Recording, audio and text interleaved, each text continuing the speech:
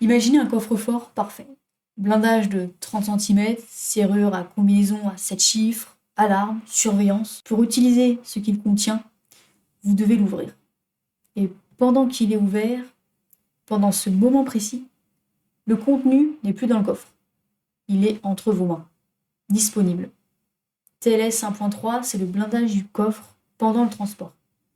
Le chiffrement disque, c'est le blindage quand il est fermé sur l'étagère. Mais pour que votre LLM traite vos données chiffrées, il doit les déchiffrer. Et pendant ce traitement, elles sont en clair, dans la RAM, disponible. Ce n'est pas une faille, c'est de la physique. Et la physique ne s'arrête pas quand le chiffrement commence. Pour comprendre l'angle mort, il faut distinguer 3 couches de chiffrement distinctes. La couche 1 de transit. TLS 1.3, définie dans le RFC en 2018, protège les données en mouvement sur le réseau. Si quelqu'un intercepte le flux réseau entre vos applications et le LLM, il ne voit que du bruit chiffré. Excellente protection, scoop, les câbles et les paquets. Couche 2, le repos. Lux, BitLocker, chiffrement des disques. Les données stockées sont chiffrées. Si quelqu'un vole un disque dur physiquement, il ne peut pas le lire dans la clé. Excellente protection, scope, le stockage. Et enfin la couche 3, l'exécution. C'est là que tout se complique. Pour qu'un processeur traite une donnée, cette donnée doit être déchiffrée. Le CPU ne calcule pas sur le chiffré, il calcule sur le clair. Pendant toute la durée du traitement par le LLM, la donnée est en clair dans la mémoire vive. TLS ne couvre pas ça. Le chiffrement disque ne couvre pas ça. Il existe une technologie qui tente de résoudre ce problème, le confidential computing, Intel CGX, AMD. Ces technologies créent des enclaves mémoire où le code s'exécute de façon chiffrée et isolée. Même le système d'exploitation ne peut pas lire ce qui se passe à l'intérieur. C'est une direction prometteuse, mais en 2026, ce n'est pas le standard des déploiements LLM en production.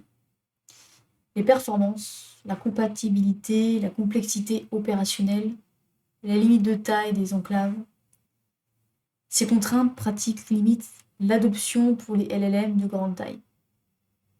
Dans la grande majorité des déploiements LLM en 2026, Cloud on Promise, hybride, la RAM d'exécution n'est pas chiffrée pendant le traitement. La donnée est en clair. C'est inévitable avec l'architecture actuelle. En 2018, les vulnérabilités Meltdown et Spectre ont démontré quelque chose de fondamental. La RAM peut être lue par des processus qui ne devraient pas y avoir accès, via des canaux micro-architecturaux. Ce n'est pas de la théorie, c'est publié à l'Usinix Security 2028 par des chercheurs de l'université de Graz, de Google Project Zero. La RAM est une surface d'attaque réelle. Voici ce que j'observe sur les systèmes que j'audite. Les équipes sécurité ont fait un travail excellent sur le transit, le TLS partout, certificat à jour, rotation des clés automatisées, Perfect Forward Security activé. Le réseau est propre et irréprochable.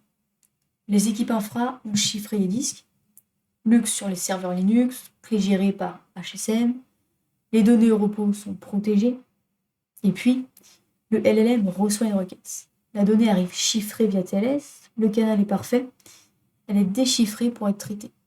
Elle passe en clair dans le heap applicatif du processus Python. Le modèle la traite, la réponse est générée. La session se ferme. Dell, GC Collect, la purge logicielle est déclarée et dans la RAM, les octets persistent. Parce que Dell ne détruit pas physiquement les données en Python. Elle libère la référence. Les octets sont là jusqu'à la prochaine allocation. Canal TLS parfait, chiffrement disque parfait, RAM imparfaite. Alors, qu'est-ce qui protège réellement la RAM après l'exécution d'un LLM? 3 mesures concrètes, complémentaires. Donc la première, le zeroing explicite. Après traitement, écraser physiquement les zones mémoire. C'est type MEM16 en Python ou explicite B0 en C. Ce n'est pas fait par défaut dans les frameworks LLM. Il faut l'implanter explicitement et le tester. Deuxième, Malvise sur les zones HIP. Demandez au noyau Linux de libérer physiquement ces pages mémoire, pas juste marquer la référence comme libre, mais réellement les libérer. Et troisième, mcall pour interdire le swap. Si les données ne peuvent pas swapper sur le disque, elles ne persistent pas dans la zone de swap après la session. Ces mesures existent, elles ne sont pas implémentées par défaut, et leur efficacité doit être vérifiée par un audit forensique indépendant, pas juste assumé. TLS 1.3 est excellent, le chiffrement du disque est excellent, ni l'un ni l'autre ne couvre la RAM pendant et après le traitement par votre LLM.